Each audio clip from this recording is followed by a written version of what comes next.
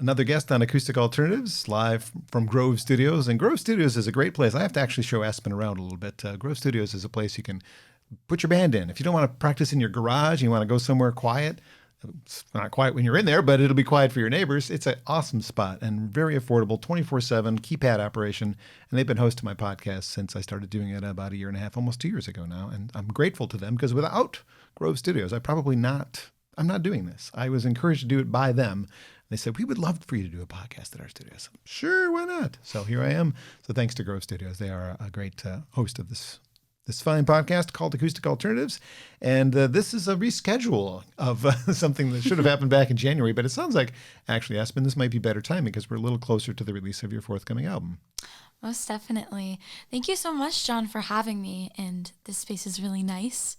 And I may take advantage of it sometime when I'm back in town. I'll show you around after we're done. But Aspen Jacobsen is a young singer-songwriter that was turned on to you by some friends who worked with her on her previous album, Love Each Other Right. I will hold it up to the cameras so you can see what it looks like autographed. I have friendships with Brad Phillips, Rachel Davis, and Dominic Davis, who've all worked on this record. And the fact that they all saw something in you before I even heard of you says to me, oh, I need to be paying attention to what Aspen Jacobsen's doing. If they sat up and took notice, I also need to do so. So tell me a little bit about how you hooked up with those folks to work on Love Each Other Right. Well, I met Rachel Davis at a music festival called Wheatland around 4 years ago, I think. Mm-hmm. And then I met Dominic, which is her husband. And I didn't really know that he was a producer. So we kind of hit it off, talked for a while, talked about music. And I think it was my dad who was actually like, Dominic's a producer, right? And I was like, really? And so then we set up a call and got talking, and he knew me so well. He knew what I wanted in my music and how I wanted it to be portrayed, what musicians I wanted, what feels to add to the table. And we really connected well on that level. And I think that's hard for some people to find, especially their first producer, to be someone who's so understanding and you feel like you can really connect with. But that was how it was with Dominic. And I'm really grateful for that. That was an amazing experience. And we're still working together. For the new record? Yeah. So I went out to Nashville and we recorded some songs there. And now I'm going to be recording in Big Sky over here. In Ann Arbor, yeah. Yeah, in the next week or so. Awesome. So, yeah. Well, that depends when this actually makes its debut on all the platforms. Oh, yeah. It could be today that you're at Big Sky for all we know. Well, what an impressive resume they have to even before they worked with him. I mean, Dominic's the bass player for Jack White. Mm-hmm. Brad Phillips, I saw on stage with Stevie Wonder. I mean, I've seen him many times, but like first chair for a Stevie Wonder show. Rachel's just got the most amazing voice in the world. So you chose a good crew to work with. Yeah, they're all amazing, and I look up to them, especially Rachel. She was one of my many inspirations. Yeah. Well, let's hear a song from the forthcoming album. It's just called Love Each Other. Or no, it's not called Love Each Other, right? Excuse me. What's the new album called? I actually don't know yet. So it's going to be, I thought first it was going to be a collection of singles, and I was going to name it Singular Truths. But then the more songs that I wrote and the more I started recording, I was seeing all these different connections. So yeah, I guess stay tuned for that. All right. So what's the first one? Shouldn't Give a Damn. All right. Aspen Jacobsen on Acoustic Alternatives. 3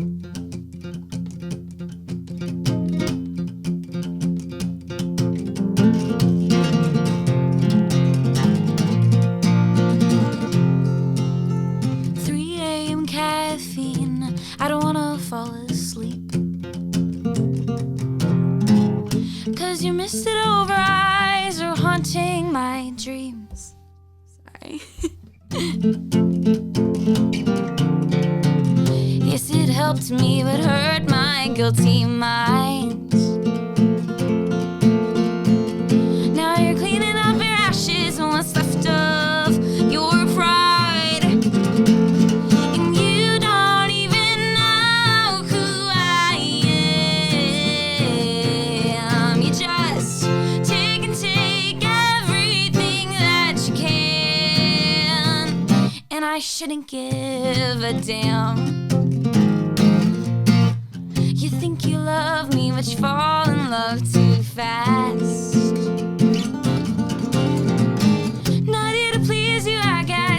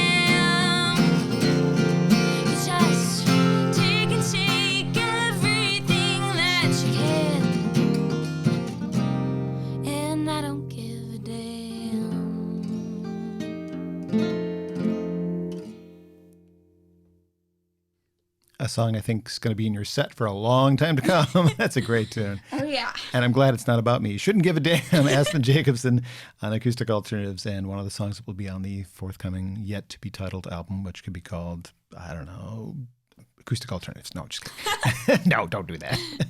So most of my guests have a little farther back to go when we talk about their lives. You don't have that far back to go, but let's talk about where you've been before we got here.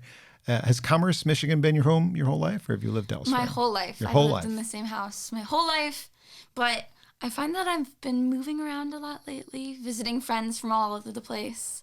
I went to Interlochen Arts Academy before I graduated, and so I have friends from different countries, from different states, and I like to visit them and experience all these new cultures and diversity. Yeah.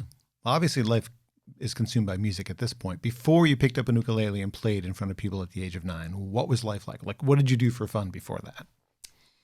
Normal kid stuff. I listened to a lot of pop music and classic rock. My dad loved classic rock. Now I have him on more bluegrass stuff. He picked me up from school and I went into the car and he's playing like Green Sky and I'm like, whoa, I love this dad. This is the dad I always wanted. Yeah, No. but I danced a lot. I did a lot of musical theater. I was just really into performing and performing for a live audience. So that's always been a huge part of my life. I did opera for a little while. Really? Yeah. Do you still do that at all? Not anymore. Is the voice capable of doing it? I don't want you to do it right now because that'll blow you out. But A little bit. But musical theater and opera, I just found wasn't the right way to go for me. It didn't really fit my voice. And I think my voice is pretty unique. And yeah, it is. so I liked to write songs that I could make just for my voice, that I could sing just for me and for no one else. Okay, fair enough. So it seems like performing has always been like your destiny, really, quite honestly. Yes, most definitely. Good. I'm glad you found your path. I mean, I'm still trying to find mine, and I'm quite a bit older than you. So it takes a while sometimes. What was your first concert experience, and how did it shape who you became as an artist? Do you remember your first concert? Well, I think I do.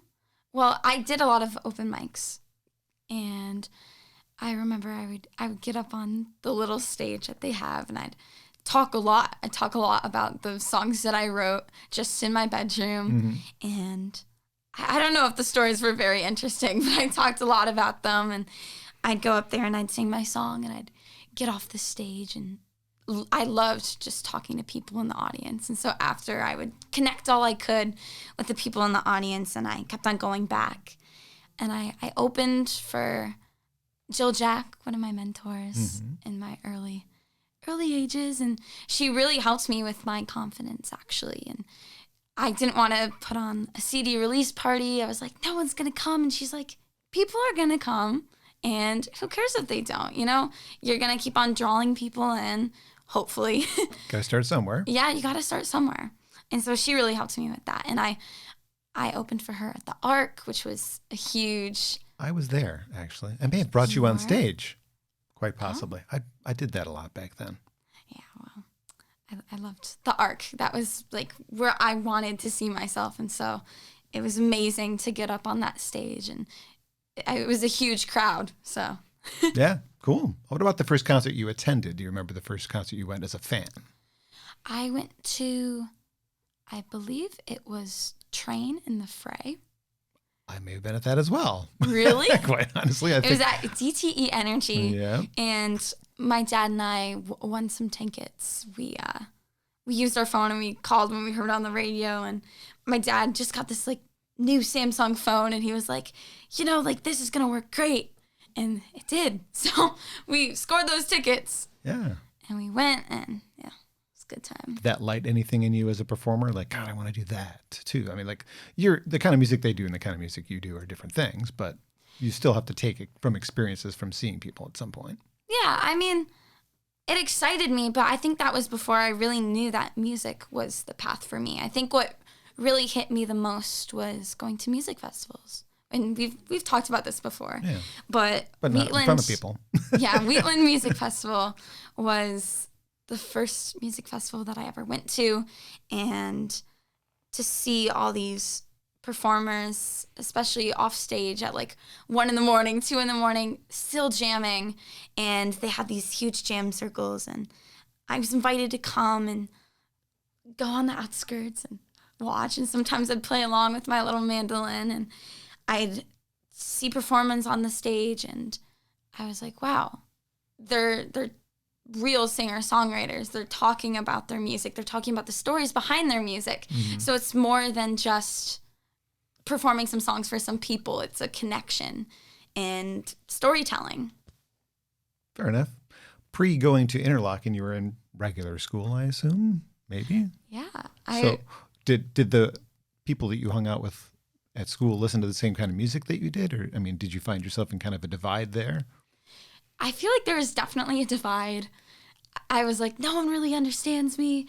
I had the musical theater group, which I enjoyed a lot. But, I mean, it was very high energy all the time. And I'm a little bit more of a laid-back person. You are. That was difficult, too. But I actually went to a grad party about a week ago, and I talked to some of the kids that I used to go to school with. And we talked about, what we did before I went off to music school and became this new person, or this evolved me. Yeah. And yeah, that was really fun to go back in time. But I feel like I've gone through a lot these past 2 years. I think we all have. And yes, I'm young, but I've been through so many life experiences. It was like college life for me, I guess, in a sort of way. And you can see that in my music. I've been writing a lot more activist music, stuff talking about activism, and I saw dark in the world and I saw more beauty in the world. So I think that shows through my music and my songs. I do hear maturity that is beyond your years when I listen to your stories and your songs. And so, yes, well done. Thanks, college. Thanks, Mom and Dad, I'm sure, as well. Mm-hmm. Perhaps even the experiences. I read something about you being a hospice volunteer at some point, which I imagine those are great audiences because they're captive and they're very appreciative. Yes. Did those experiences have any effect on your performing beyond there? Because that was probably pre-playing in open mics, was it? I don't know. I don't know where it fits in the timeline. It was during the same time, and my grandpa, who passed away a few years ago, he had Alzheimer's, and sometimes I'd come in and sit down with my guitar, and I'd play him some songs that he remembered, and it's amazing how they kind of just spark up when you hit that one memory or that one song, and music is completely different, and there's tons of studies about it. It's super interesting about how music affects the brain, and even when you maybe can't forget your granddaughter's name, but you hear this one song and it just takes you right back, and I think that's so beautiful.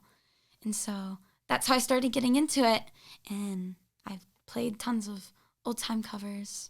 So there is music therapy. It's something you might even look into when you're headed off to round 2 of college. We'll call Interlochen kind of round 1. You're heading to, is it UCLA or no? USC. USC. University of South California. Southern California. Southern California. Yes.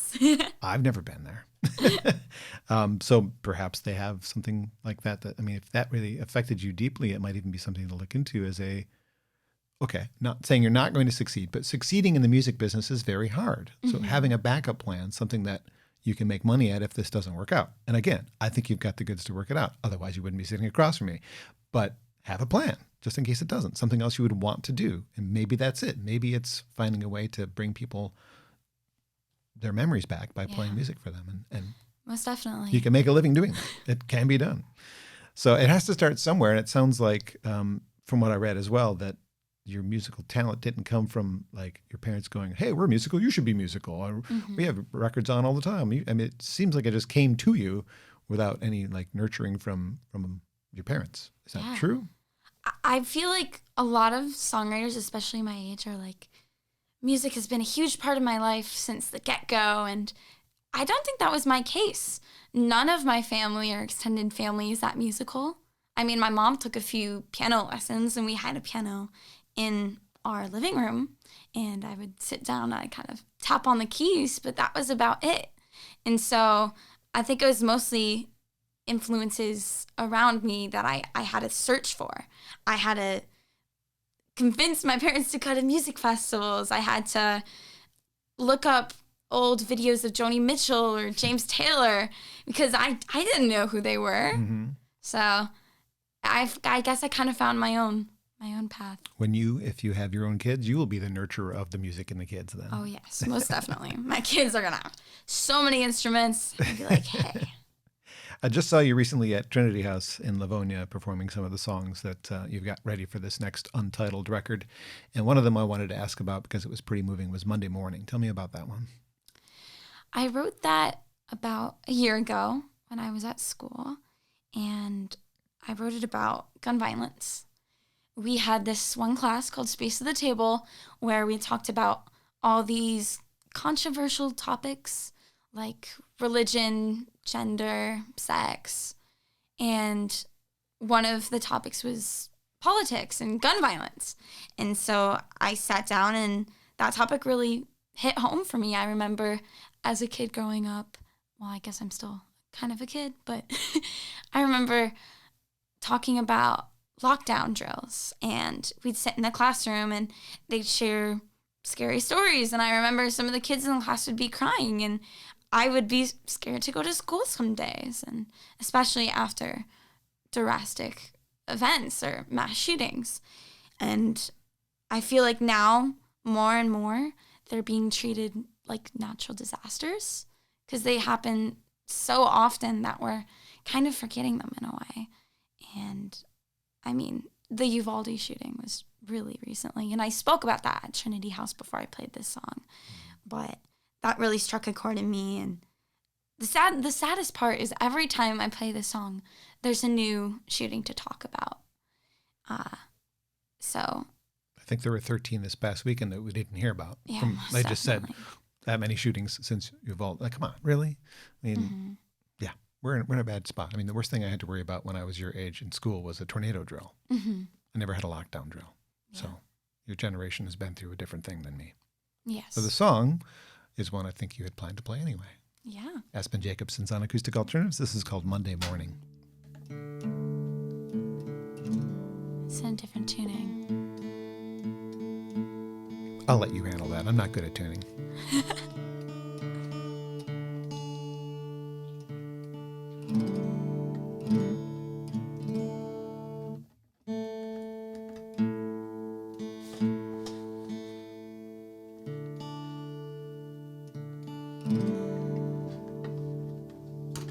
When I tune, it's usually when I do the intro, but... Oh. Sorry. You could have talked the whole time.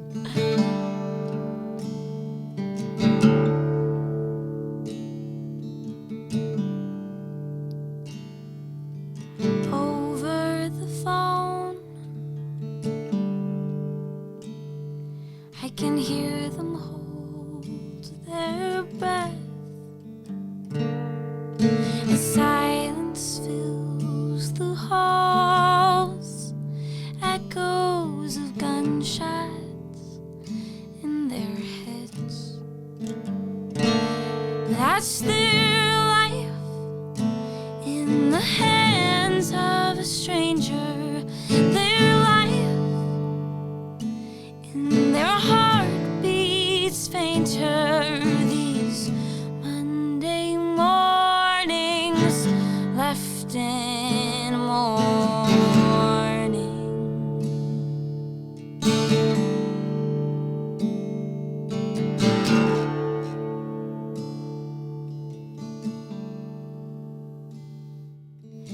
Cuts on the arm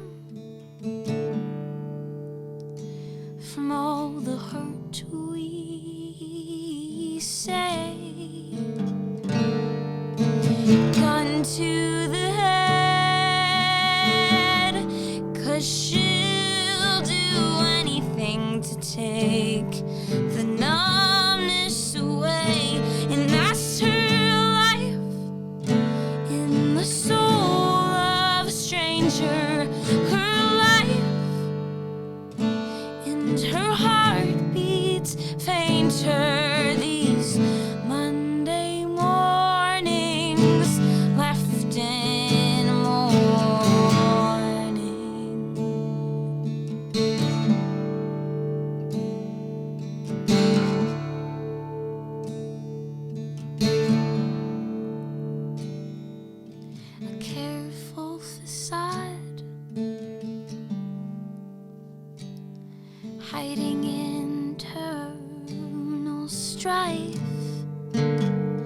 just a trigger away from showing the pain that he's felt all his life.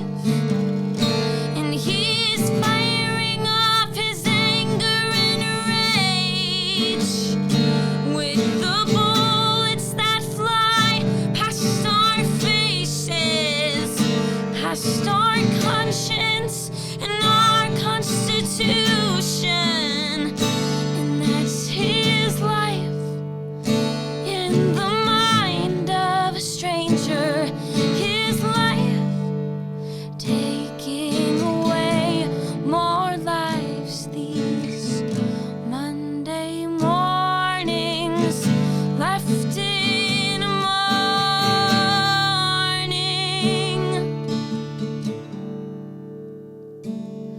These Monday mornings left in mourning.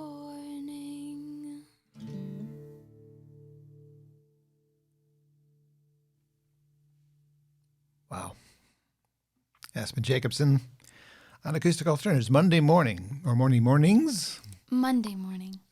Okay, could have been plural. And it's probably morning, O-U-R-N, not morning like it is morning right now for us. Okay. Heavy song. Yeah. I'm glad you don't have, as far as I know, any personal experience with being, involved with one and where you had to lock yourself down for real, not just a drill. So, Goodness. But yes. every time I play the song, there's always someone in the audience that comes up to me after and talks about their own personal experience. And that really touches me and very hard to think about. Sad. Yeah. It's really sad. Well, thank you for doing that. And thank you for telling me the story about how it was written. Yeah. Interlochen obviously would have a pretty big effect on your education, musically speaking. It's a great place to do that. I saw some video of you accompanying your fellow students at Interlochen. We put together little clips of you playing along with other people. And you've got, obviously, your own powerful voice and talent to playing your own songs. But as a side person, how difficult is it for you to learn songs that aren't yours? It's one of my favorite things to do. Really? Yes. So whether it's doing covers in a little cover band at school, I've been in punk shows. I've been in Motown shows. I usually play electric guitar or do background vocals, and that's really fun because it takes me out of my comfort zone. Yeah. I do some jazz improv with the jazz kids. They're insane though, so I cannot keep up, but it really helps me out. And from other songwriters and popular voice majors, sometimes I'm like, oh, come over to my dorm room and we can co-write a song together. Or I can help you make a part for electric guitar on this one song of yours. And we just sit there sometimes for hours just playing. And I think that's one of the most quality time things I have with some of my friends at school, since we're all into art and we're all into music. And it's wonderful to be able to share that, because my friends at home, I love them, but we don't connect on the musical level that I connect on with my friends at school. Fair enough. Yeah. I've never asked anybody this, but what happens when somebody asks you to learn a song you don't like? Do you say no, or do you just learn it anyway? Because you can't like everything.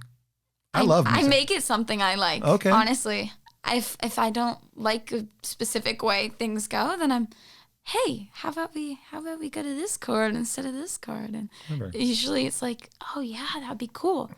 Because if someone asks me to play on their song, they usually know that I'm gonna bring my own style to the table. And that's just like session musicians. Whenever me and Dominic ask a session musician to come in, they always have this different kind of signature taste that they bring. And whether it's something I like or something I don't like, I knew that going in and asking them. Fair enough. Well, watching that video also reminded me of something that, I'm carrying one around just in case you wanted me to wear one, but you had to mask during a large portion of your schooling at Interlochen. Yes. Did that affect, the students, I imagine it affected everybody, but the relationships that you had with your fellow students, because you couldn't see their faces most of the time. Mm-hmm. Well, I got really bad at doing the fake smiles. So now when you talk to me, it's just like, my real expressions, you know. Yeah, you can hide. I worked at a bank for a little while, which is not something we're going to talk about for very long. Other than one coworker liked the masks because she could hide her actual expressions to the customers that she didn't like. Or I can just yawn in class all I want and not feel bad. Yeah, right.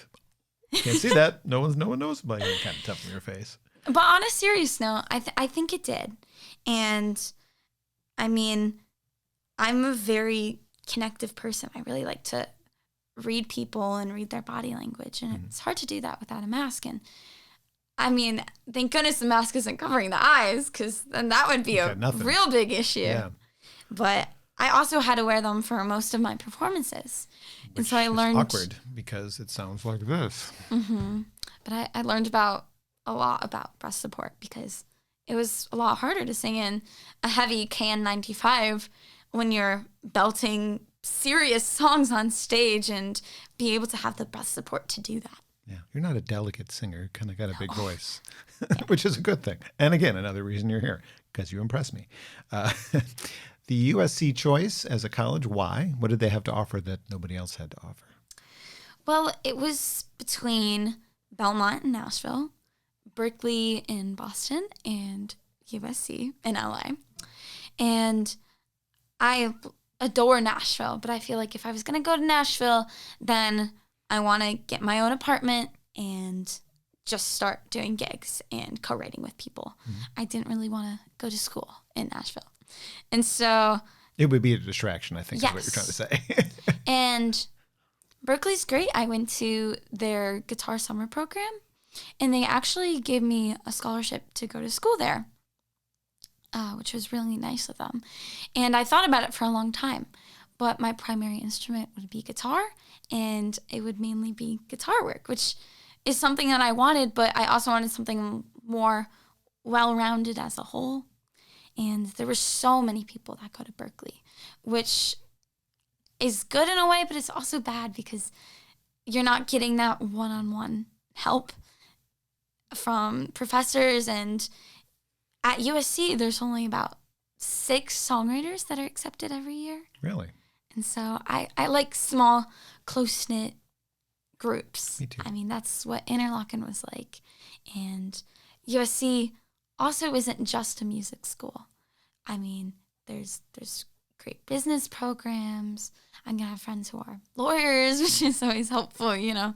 But I didn't want to be surrounded by music and art all the time for everyone, because then that kind of just consumes you. And sometimes you need people who just like bring you back to life as a whole and not just music. Well, as it has evolved in the years that I've been in the music industry, being a musician isn't enough anymore. You need to be a business person. You need to know how to run your website and sell your CDs or whatever you're selling. There's a gazillion things that go along with, like, being a good songwriter and a good singer isn't enough. Yeah. You need to know how to run your music business, essentially. And this sounds really cheesy, but when I got accepted to USC, it was my reschool, so I wasn't expecting to be accepted into the program since only so many people a year get accepted. And my dad and I were just like, well, why don't we go on and visit? And so he came with me and we got on a plane. And when we got to California, I kind of had this feeling that this was where I wanted to be and this is where I wanted to belong. So after we got off the plane, I was like, yep, I think I'm gonna go here. And we visited the campus. I talked to some of the professors, and that was amazing. Patrice Rushen, who helps run the contemporary music program. Forget Me Not, Patrice Rushen, the artist who had a hit in the 70s. Dad was saying yes. Amazing. Forget Me Nots. Never. I'm not going to sing. Bad.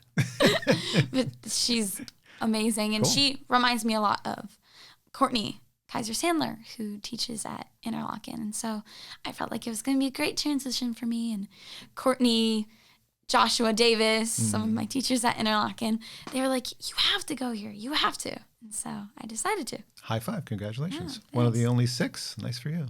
Yeah. So I also noticed as I was exploring that your musical taste is obviously not necessarily what you perform. So you covered Tears for Fears. You covered Cage the Elephant, which are nothing like what you do. is there a time that you said you've been in a rock band as a kid, right? You did some sort of a school rock band. Do you think you'll always stay in this lane, or do you think at some point you'll record rock records too? For myself, Yeah. as a solo artist, it's always going to kind of stay in the genre of Americana. I mean, I'm really interested in blues now. It may get more bluesy or more jazzy, I guess, but it's always going to have these roots, in my opinion. Well, I don't really know what's way down ahead, but this is how I feel like I'm leaning. But on the side, I love to do other genres, and I think it helps me in my own genre and realize that, yes, I'm on the right path, and this music resonates with me the most and resonates with my life the most. But sometimes I just feel like getting on a stage and dancing around crazy and playing electric guitar really low. But you're having fun. I am. Again, loads of fun. I'm glad you found your path. I said that before, but I'm just jealous, I guess. How about another song? Yes. Okay. Tell me about this one. As you're tuning, this is how you do the tuning, talking and tuning. Yeah. That's good practice, by the way. Thanks. So this one is called Escapism, and I also recorded this one. I recorded this one in Nashville with Dominic over the break. And Fats Kaplan plays fiddle on this, and pedal steel, which is really cool. And Dominic plays upright bass. Surprise. Yeah. He's great. Yes, he is. And I based a song off of a fiddle tune, actually, called Kitchen Girls. And one of my life mentors, Bruce Lang, who was actually at that Trinity House show that you saw, he taught me this modal version of Kitchen Gals, which I'll play before the song. But it was just like the perfect way to get into this song about escaping into dreams. And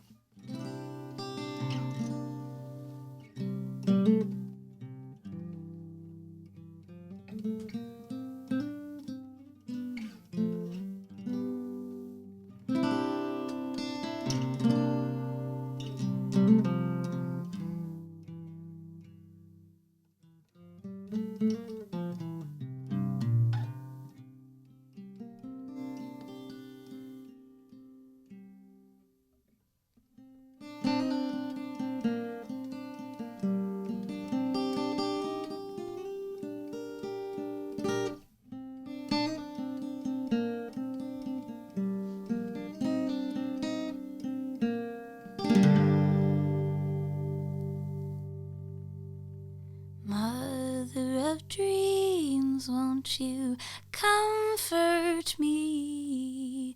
Lay me down, won't you lay me down? Away from truth, you beckon me in my crimson crown. Won't you lay me down?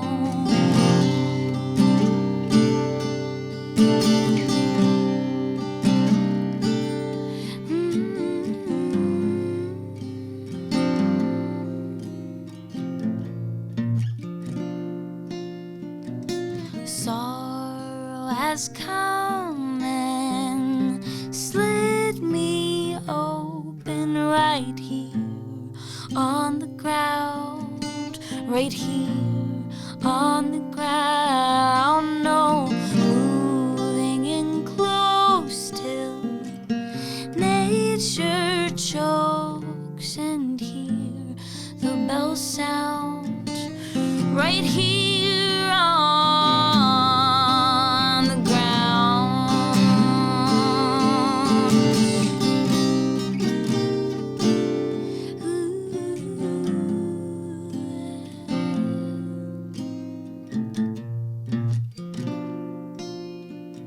And all I can do is sing these notes and hope to leave soon.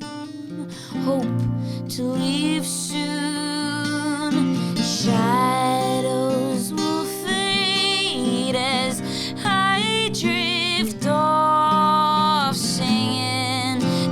tune. How I hope to leave soon.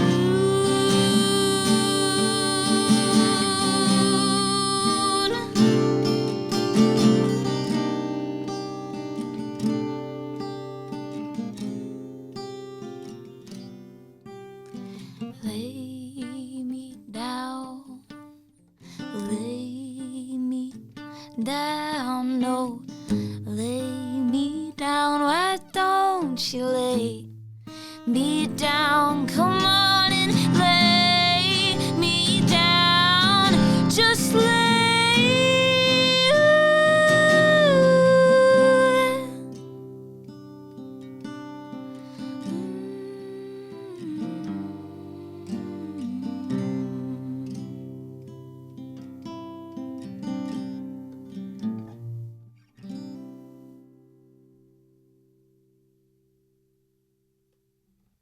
Music from Aspen Jacobsen on Acoustic Alternatives. It's Escapism, correct?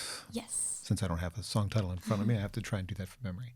Nicely done. Enjoyed that one as well. And thank you for playing that one, which is another one you did at Trinity House. I have to think about some other things that I was taking notes while I was watching. Like, what else can I ask her about? And I thought, isn't it a little weird to have a job where you get applause? Like, your job is to get applause, right? Essentially. Does that feel weird at all? It's a little weird, especially when I'll be talking or I'll be thanking people at the end of the show, and after like every sentence, there's always applause. I'm like, okay, well, the goal is not to make you applaud, but right. Thank you. I do kind of enjoy the fact that it reminds me that they're in the audience, though, because sometimes I get drawn into myself, especially in the song, and the applause kind of snaps me out of it, or a specific emotion. A lot of the songs that I write are very personal and very emotional to me. And so when I sing them, I get kind of transformed into this different reality where I'm put right back in that moment and where I feel those things. And I mean, it shows through my facial expressions and through how I sing. But for me, it feels like I'm in a different place, a different emotional place. And so that applause always reminds me to snap out of it, and it kind of brings me back to my center. And then I go into my next song, I talk about it, and I zone out a little bit there, but then I come back. So it's another thing I noticed, actually, because some people don't master the art of talking in between songs. Sometimes it's really awkward. And for your age, I mean, you did a great job anyway, but even just to consider, she's only 17 and she's this good at the stage banter? Because I remember seeing a favorite performer of mine who I'll leave unnamed, and she was not good at the stage banter at all. I'm like, God, you're such a good singer and a great songwriter. Like, I don't know. I've never been on stage to have to do that stuff. So to me, that seems like you'd get that down. She's better at it now. But yeah, I mean, for your age, high five again. You're doing great at that. You give us a little glimpse of who you are during your stage banter, which is a really cool thing, because in these intimate audiences, these listening rooms, we're going to connect with you better if we feel like we know you. So yeah. Those are my favorite venues to play. Well, of course. I love having a connection with the audience and feeling like I know them, they know me. Mm-hmm. And I think the goal every time I go out onto the stage is to have people feel something. And I think hopefully they'll feel more if I tell them my own personal experience behind it. Mm-hmm. And for the songs that I don't really mention my own personal experience, it's me kind of wanting them to attach their own meaning to it and focus more inward instead of outward. Yeah. You also mentioned that you have a bit of social anxiety, which I would think as a performer is a negative. I don't know, again, because I'm not a performer, but it seems like that career path doesn't mix well. I didn't notice it, though. I mean, as far as you saying you have it and me going, oh, yeah, I can tell. No, I couldn't tell. It's mostly with peers. Okay. Especially in school or in classes, if I have to get up and I have to have a presentation or speak. But I mean, songwriting and talking about myself and my own personal experience is very easy for me, especially, I mean, since it's my truth and I'm just accepting who I am. And I think this is the most like therapeutic work for me to go down, because it's me reminding that I have my own unique experience and finding understanding with my audience where I may not feel understanding in normal life, just walking by people in the city. But when I get up here and I share who I am, hopefully they like it. But if they don't, also, some people like it and I like it. You couldn't give a damn. And it's my truth. I don't give a damn. As you started by telling me, you don't give a damn about me. No.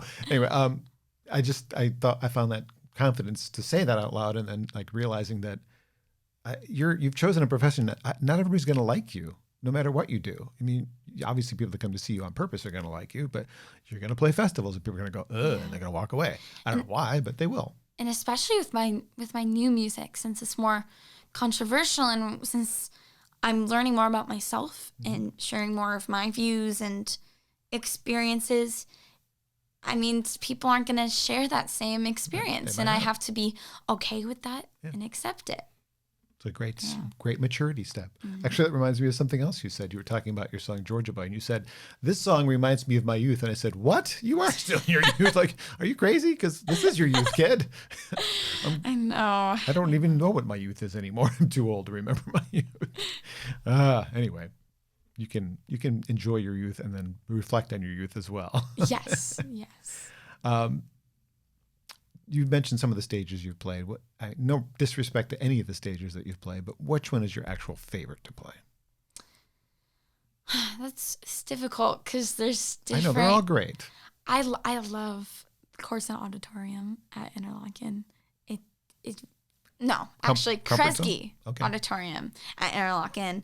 Sometimes I'd wake up in the morning at like 6 a.m. when no one's awake because we're all teenagers, we don't wake up early. Yeah. And I'd go out with my guitar and I go into the auditorium, and it's this huge, gorgeous stage with these amazing reverb, and it's all, the sound waves are all bouncing all over the place, and I'll sit right in the center of that stage and I'll just play music for about an hour or two, and it's really loud, so I do in the morning when not many people can hear me and be like, stop playing, stop practicing. But that's really fun for me, and so many amazing people have played on that stage. Just before my classes, I actually saw Molly Tuttle and Old Crow Medicine Show play there, and Molly Tuttle is one of my She's great. Really good inspirations, and for guitar especially. And so it was amazing to see her on that stage, and then me to be playing on it the next day, just sitting there with my guitar trying to flat pick a fiddle tune and be like, okay, wow, like she stood in the same exact spot. That's cool. Maybe someday the Hill Auditorium in Ann Arbor will be a stage you get to stand on, because I hear it has some great similar acoustics to what you just described. So, and you can feel energy in every room that you're in. You're like, I know someone played here. Well, a friend of mine once said that she wasn't interested in winning at singing. How do you feel about the singing competitions that a lot of the people your age end up doing on TV? Does that, it probably doesn't appeal to you, otherwise you'd do it. But it's funny that you brought that up, because the other day my mom was, do you want to audition for The Voice? They're doing open calls. She told me that yesterday, and I remember thinking about it for a second while I was watching TV, and then being like, no, that's okay. I don't really see myself as a singer or as a guitar player or even a songwriter. I kind of just see myself as an artist as a whole. I feel like it's just a part of me. I'm basically, when you go to a show, it's myself that you're going to see. It's not just a good singer or a cool guitarist. It's so much more than that. And so I felt like it kind of put me into a box that I didn't really belong in. I don't think you need to go to one to succeed. I'm not saying this to say that, but you do have the diversity of the styles of music you've done, the rock, the folk, blah, blah, blah. Joshua Davis, do I need to say more about that? And I don't think you need to do it, but it wouldn't hurt you really, because it would open up an audience that would go, wow, who's this? And then like Josh played big rooms for a while. I was back to playing the same rooms he was playing before, but with the respect and something on his resume that looks great. So it might not be a bad thing, but I don't think you need to do it. Yeah. So I was just curious where you sat with it, because I mean, you're kind of at that right point of your career where, like, if I did this, it could make a big deal, but it could also like derail you, because I don't think you want to win those competitions. You want to come in second or third, so you still have control. That's what I've heard anyway. Yeah. And when I was younger, I went. I auditioned for America's Got Talent with my little ukulele. This was before Grace VanderWaal was on the stage, on the America's Got Talent stage, and won it. But I'd go in with my little ukulele. That was always fun to see all these different actors and stage performers, and I'd talk to them backstage, and then I'd like get up there and play my little ukulele, and I went through a few rounds one year, but that was that. It's okay. Yeah. Yeah. Well, ahead in the summer, I know, before that we're recording this, we've got Nor'easter coming up. By the time this actually makes people's ears, that'll probably be behind us, depending on how quickly I get this done. Any other festivals that you're playing? Any places that you're really looking forward to? Yes. Well, I was going to be playing Wheatland, but then since I'm going to USC, I just couldn't get back in time. So that was really sad for me, because I love that festival. It's one of my all-time favorites. Nor'easter and Buttermilk the next weekend. And I think I'm going to be playing Otis Supply tomorrow. But, I mean, this won't get out till then. But yeah, tomorrow's behind us now. That's what I'll be doing. In the past. And what about the finishing up of the next record? Is there like a projection? I want to be done by September. I want to be done by December. Any like plans, or you're just going with it? Well, I'm going to have to finish all my recording this month. Oh.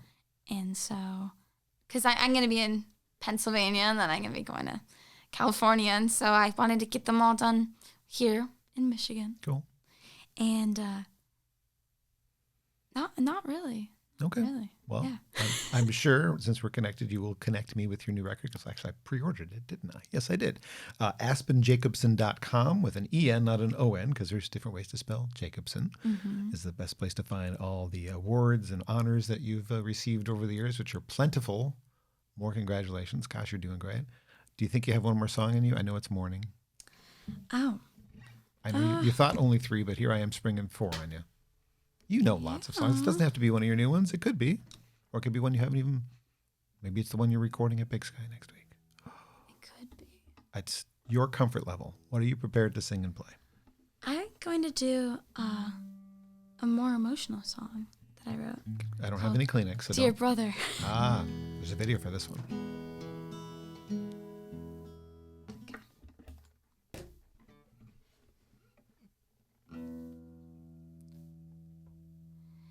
Look, everybody, there's that misfit kid.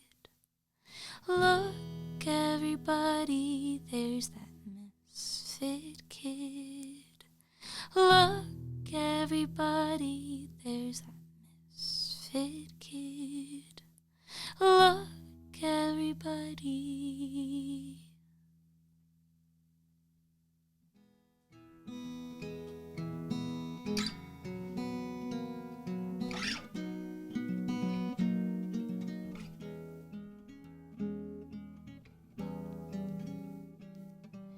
You look just like Grandpa with your empty gray eyes, but he died of dementia. You're just stuck in a state of mind.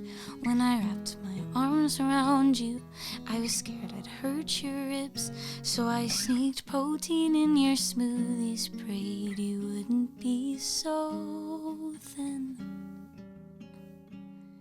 And we used to research insects, and you'd colonize our yard. I guess I missed the premonitions, or I would have stayed until the dark. Now I call you every evening to make sure you're doing okay. You said I'm terrified of dying, but that's the only way I'll be saved. And I'm sorry that I wasn't a good sister. I'm trying now, but scared that it's no use. And this canyon between us is growing bigger. Oh, I just can't find a way back to you.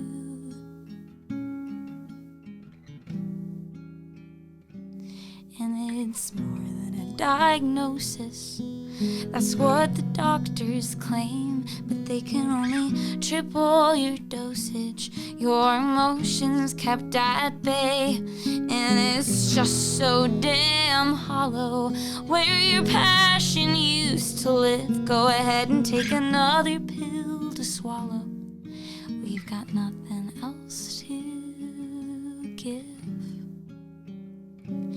And I'm sorry that I wasn't a good sister. I'm trying now, but scared that it's no use. And this canyon between us is growing bigger. Oh, I just can't find a way back to you.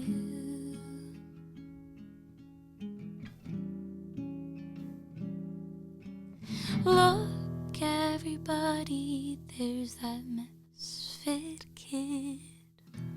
Look, everybody, there's that misfit kid. Look, everybody, there's that messed up kid. I said, look. I said, look.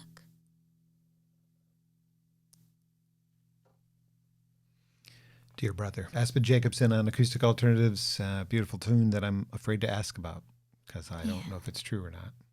Is it all? It's all pretty much true. Yeah. My brother has struggled with mental illness, and I have too. And I wrote that song about having a loved one who struggles. Hugging you across the table. Air hugs. Air hugs. Who's working on the record besides Dominic with you? Dominic. I think, Brad is going to be playing this next session, which will be fun. And I think it's just going to be me and Brad in there. I mean, Dominic's also playing bass. Fats Kaplan and Anthony DaCosta. Wow, really? A few songs. Oh, yeah. Great. So that's going to be really cool. That's a nice cast. Mm-hmm. Very cool. Well, thank you for spending time with me and letting me learn a little bit more about you and introducing you to fans of what I do. And I don't think I need to wish you success because I think it's coming anyway, but I wish you great success in your career. Thank you. Thank you so much. And thank you for having me. This is a wonderful discussion and talk. Totally my pleasure. We're at Grove Studios. It's in Ypsilanti. And again, if you're a musician looking for a place to practice, get out of your garage and get into a practice space that is affordable, or if you're a podcaster, like I apparently am, this is another place to do that. And don't have to do it in your home, a little bit more space, as you can see, and you can set up cameras like we did. And I highly recommend it. Grove Studios in Ypsilanti. Check them out online. And thanks to Aspen and for being here. AspenJacobsen.com for more information about her.